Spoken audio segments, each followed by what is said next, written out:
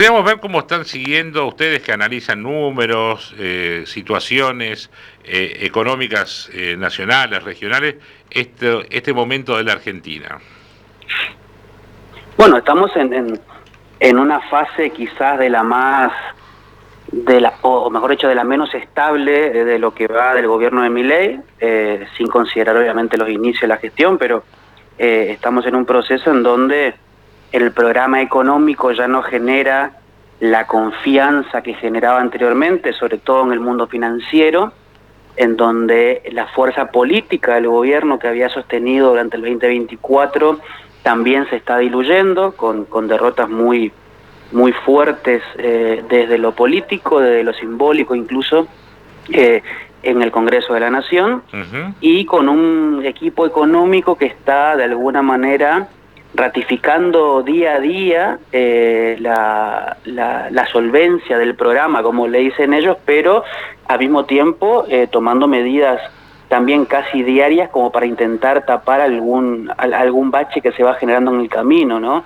Este proceso, recordemos que arrancó, particularmente en términos financieros sobre todo, arrancó más o menos hace 2 meses, cuando hubo ese momento particular del desarme de las LEFI, que comenzó a generar muchas tensiones en el mundo financiero, y obviamente que la derrota política en la elección de la provincia de Buenos Aires vino a darle un golpe más, y provocando justamente que uno de tus principales aliados desde el día 1, que justamente es el mercado financiero, ya empiece a mirar con reojo la sostenibilidad del programa, y con todas las consecuencias que eso trae, ¿no? Un incremento muy fuerte del riesgo país, que ya está por encima de 1.400 puntos de vuelta, el tipo de cambio que está acelerando y obligó finalmente por primera vez desde el cambio del esquema del régimen cambiario, obligó a la intervención del central antes de ayer y ayer en un volumen muy importante, más de 350 millones de dólares que tuvo que vender el central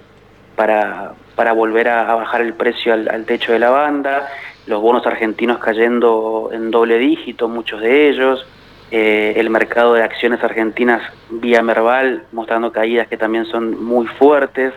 Entonces hay un proceso de desajuste muy fuerte, de desequilibrio que está asociado a un riesgo político, pero no al riesgo político como le dice el gobierno, el riesgo Cuca, sino más bien un riesgo político de pérdida de confianza en el programa económico que tiene el gobierno nacional, y que ya hay muchos actores del mercado que están viendo o están previendo, mejor dicho, que no va a tener el gobierno la fuerza suficiente para continuar por el mismo sendero, y que eso naturalmente genera una pérdida de confianza, que obviamente eso se va a terminar de dilucidar de algún modo con la elección de octubre, donde ahí, bueno, quizás pueda cambiarse algunas expectativas en función del resultado, pero también obviamente que corre el riesgo de llegar a tener un resultado no muy favorable, que termine por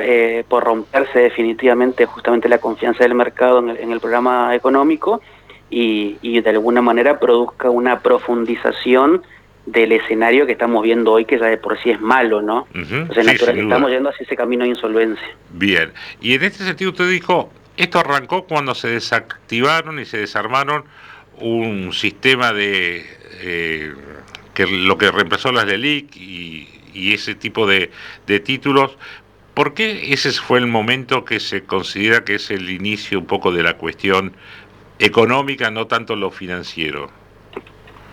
Porque, a ver, las LEFI, que son las letras fiscales, se le conoce, era un instrumento de política monetaria que básicamente lo que tenía, el objetivo que tenía era de absorber pesos, ¿no? Para que esos pesos no se vuelquen a la economía y generen, entre otras cosas, un riesgo de corrida cambiaria y naturalmente su impacto en inflación y demás. Ahora, vos tenés hace muchos años un esquema financiero en donde los bancos eran los que absorbían pesos, obviamente a cambio de una remuneración, ¿no? Que es la tasa de interés que cobraban O por... sea, hacían de banco. Hacían de banco con el sector público, no tanto con el privado, digamos, Claro. ¿no? O Pero sea, absorbían tomaban pesos. plata del privado, pero se lo prestaban al Estado Nacional a través de títulos como las LELIQ y similares. Claro, exactamente. En este caso, en verdad, con las letras era al revés. Era el gobierno congelaba pesos en pasivos remunerados, que después el gobierno tenía que pagarle a los bancos, ¿no? Bueno, la cuestión es que cuando el desarme de este tipo de instrumentos financieros estaba previsto dentro de esta fase 3 del programa económico, pero no había un calendario específico de cuándo iba a hacerse, ¿no? Entonces, el hecho de que se haya hecho tan intempestivamente, de un día para el otro avisando que se producía ese desarme finalmente, lo que provocó que haya un excedente de pesos en el mercado que el gobierno al mismo tiempo obligó a los bancos a reabsorberlos vía otros instrumentos, donde ahí entran en juego los títulos del Tesoro, que son las LECAP, las BONCAP y demás, pero con un aumento de las exigencias a los bancos. Es decir, de repente se le exigía a los bancos que tomen un título en particular y que esos pesos se absorban vía el Tesoro, y de alguna manera no le permitieron, dicho de manera muy amplia y simplificada, no le permitieron a los bancos usar los pesos que ganaron, por llamarlo de esa manera, ¿no? Eso también provocó un aumento de los encajes y demás. Entonces, básicamente, ¿qué pasó en ese momento? Uno de tus principales aliados en el programa financiero, que fueron los bancos, de repente te dijeron, ¿qué estás haciendo? Me estás tirando la yugular a mí. Me estás jodiendo el negocio. Exactamente. Entonces, ahí empezó, de alguna manera, ese mirar con un poco de reojo qué es lo que está queriendo el gobierno hacer en términos de política monetaria. Eso al mismo tiempo provocó un aumento muy fuerte en la tasa de interés, porque de repente había menos pesos para usar. Eso provocó, como te decía, un aumento en la tasa, porque el peso de repente, el prestar pesos costaba mucho más caro. Eso jodió muchísimo, por ejemplo, las pymes, que recordemos que las pymes mayormente viven, por llamarlo así, del crédito productivo de corto plazo, ¿no? Si yo tengo una pyme y cobro un cheque a 90 días, pero lo quiero cobrar hoy, obviamente, porque necesito ese dinero, bueno, ahí hay una operación que es la tasa de descuento. Bueno, esa tasa creció muchísimo, por lo tanto las pymes fueron muy afectadas también por ese tipo de acción. Si uno quiere tomar un crédito para producir, también las tasas crecieron muchísimo. Al mismo tiempo, esto también provocó que el gobierno tenga que incrementar las tasas que ofrece el gobierno por los títulos públicos, porque de repente nadie quería también tener títulos públicos, querían hacerse de esos pesos. Entonces hubo toda una seguidilla de acciones. Sí, como casi una tormenta perfecta, digamos.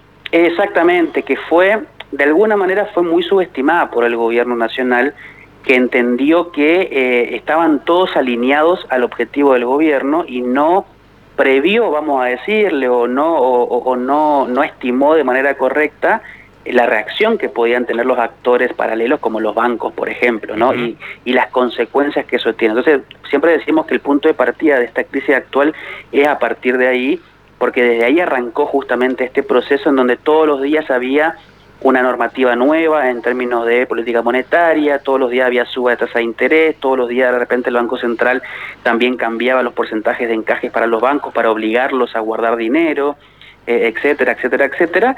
Y finalmente eso, cuando vos cambiás las reglas de juego constantemente, o no brindás un panorama demasiado estable o con una certidumbre suficiente para que alguien que opera en el mundo financiero tenga previsibilidad, eso lo que termina sucediendo es que hay una pérdida de confianza, ¿no? De repente no te están creyendo, no solamente en términos de qué es lo que vas a seguir haciendo en el mediano plazo, sino también en términos de, bueno, ¿qué está pasando con tu programa económico que estás todos los días metiendo un parche distinto? Entonces eso genera una pérdida de confianza y de credibilidad muy importante que después termina ¿Y qué podría hacer, según los analistas económicos, el gobierno como para retomar la iniciativa, reencauzar esto que está como fuera de normalidad?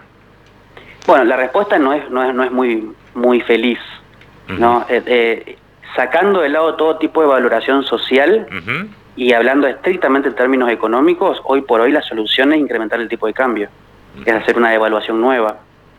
obviamente una devaluación no tan grande como la que tuvimos en diciembre del 23, por supuesto, es una corrección del tipo de cambio que es podría ser entre el 10 y 15%. Digamos, un dólar a 1.700, más cerca de 1.800. Y claro, es que básicamente es lo que equivaldría es a ampliar el techo actual de la banda, ¿no? El techo hoy de la banda está en 1.470 aproximadamente, pesos más, pesos menos. Y ese esquema de bandas ya el mercado lo está viendo viejo, porque ven que el tipo de cambio debería... A ver, si yo digo que el mercado está buscando, pretendiendo y cree que la solución es una devaluación. Exactamente, como condición para corregir todo el resto de las cuestiones, ¿no? Y cuando eso ocurre, cuando ya vimos lo que fue la devaluación de diciembre del 2023, eso tiene consecuencias muy fuertes en toda la economía y en la gente. Sí, ahí, por supuesto, y sobre todo con la magnitud de lo que fue ese momento, ¿no? Ahora, el gobierno tiene igualmente como una ventaja... ¿Tiene una bala de plata para usar? No, no para usar en términos de un instrumento diferente, sino en términos de que, a ver, ya tuvimos 2 devaluaciones este año. Pasa que nunca nos acordamos porque no lo llamamos devaluación. Pero la primera devaluación fue cuando se cambió el esquema monetario, cuando se abrió el cepo para personas físicas. Ahí tuviste un salto de entre el 8 y 10% el tipo de cambio. Ya tenés una devaluación del 10%. Y después tuvimos una devaluación a finales de julio, cuando el tipo de cambio creció 14% solamente en ese mes. ¿Qué pasó en esos momentos, a diferencia de otras devaluaciones? Lo que pasó es que el traslado a precios fue muy poquito.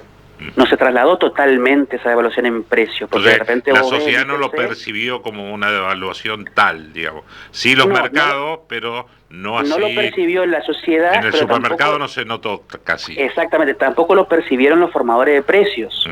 ¿Por qué? Bueno, puede haber 1000 explicaciones, pero una de ellas es que los formadores de precios hoy saben que su mercado, que son los consumidores, no están en condiciones de convalidar una suba tan fuerte de los precios. Básicamente, ¿por qué? Porque la gente no puede consumir. Claro. Entonces, eso lo que hizo fue, de alguna manera, amortiguar el impacto del tipo de cambio. Entonces, ¿qué pasaría si hoy de repente el tipo de cambio se devalúa de vuelta? El traslado a precios se estima que va a existir, por supuesto, pero no en los niveles de la devaluación. Si yo devalúo hoy 20%, los precios no van a crecer 20%, ¿se entiende? Entonces, eso es lo que le queda al gobierno, más te diría yo como una especie de como una expectativa optimista, más que como una realidad concreta, ¿no? Ante un escenario, hagamos un poco de no sé, de proyección. Si el gobierno toma ese camino de ajustar el tipo de cambio, hacer esa devaluación que usted dice, Pedraro, ¿cómo cree que lo tomarán los mercados? No, y lo van a recibir muy bien. Obviamente que tendríamos de repente, a ver, típico, ¿no?, de las primeras reacciones del mercado cuando pasa esto, ¿no? De repente los bonos argentinos empiezan a cotizarse mejor, de repente las acciones empiezan a levantar, el riesgo país puede caer un poco. Es decir, todo lo que hoy estamos viendo en rojo podría volver a normalizarse o por lo menos a calmar. ¿Puede, ¿no?, o podría? Podría. Obviamente que, a ver, ¿por qué? Porque en el medio de eso te faltaría, si vos querés pensarlo como un absoluto en el sentido de cuáles son las condiciones para que el mercado de manera garantizada reaccione positivamente, primero es eso, pero segundo es que el gobierno también de alguna manera especifique o aclare cuál es la continuidad del programa. ¿Por qué? Porque si yo te digo, mira, yo evalúo, pero voy a mantener los controles sobre la cantidad de pesos en el mercado, también para evitar que ese tipo de cambio que yo hoy lo subí, eventualmente vuelva a subir porque mucha gente sigue buscando dólar como refugio. Entonces, dependiendo cómo el gobierno transmita la continuidad del programa económico luego de una eventual devaluación, también va a ser clave. Porque si de repente ¿cuál es la posibilidad mala, digamos?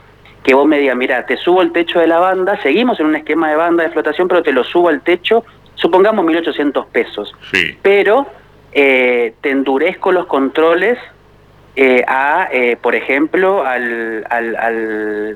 los fondos de inversión, te endurezco los controles a las ALIC, etcétera, etcétera, etcétera, que básicamente es una forma de decirte, mira, yo te subí el tipo de cambio, pero te voy a controlar más que antes para que vos accedas o no a un tipo de cambio oficial o a operaciones en dólares. Si vos haces eso, el mercado te va a decir, gracias por la suba del tipo de cambio, pero me estás matando con lo otro. Claro. Entonces la reacción va a ser negativa. Entonces por eso tiene que ser una medida, llegado el caso, que sea consistente luego con el resto de la política monetaria y de la política cambiaria, que es algo que el gobierno lo había hecho bastante bien en los inicios de su gobierno, siempre mirando, ¿no?, desde el punto de vista del mercado, no de la gente, pero lo había hecho bien en el sentido de que fue paulatinamente eliminando controles, permitiendo que el dólar pegue un salto inicial para sincerar el precio, como se le dijo en su momento, y permitió que de alguna manera haya un camino trazado hacia una normalidad en la política cambiaria.